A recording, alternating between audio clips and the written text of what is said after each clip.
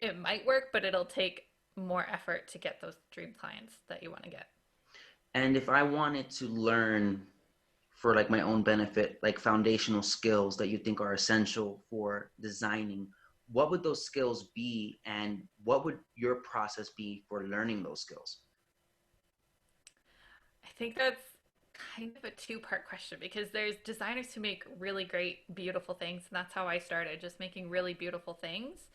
And that would be learning your Adobe Creative Suite, so your Illustrator, your Photoshop, and your InDesign, and having some drawing skills and learning how to do some creative thinking and iteration work.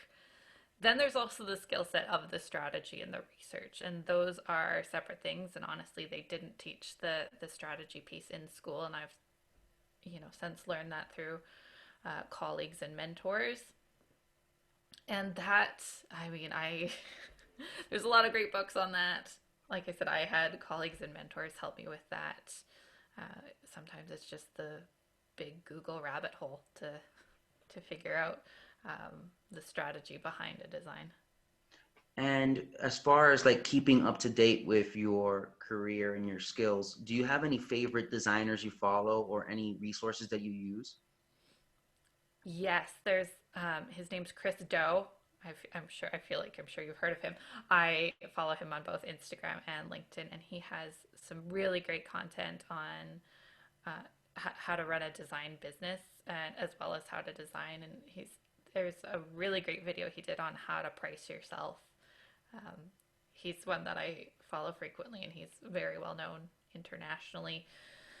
I always try to keep up on what other people in my area are doing, and I follow all the big agencies like Pentagram and see what the movers and shakers are doing. DDB is another big one I follow.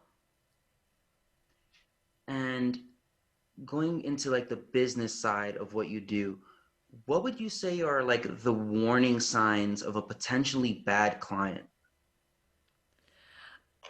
I think that depends on what kind of relationship you want to have with your client. For me, I I have to joke if someone comes into a meeting and says, "This is what I want," then that's probably going to be a bad client for me.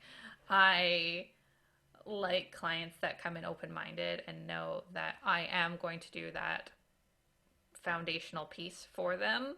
And when you come in with something in mind, you often, clients haven't done the foundational piece generally.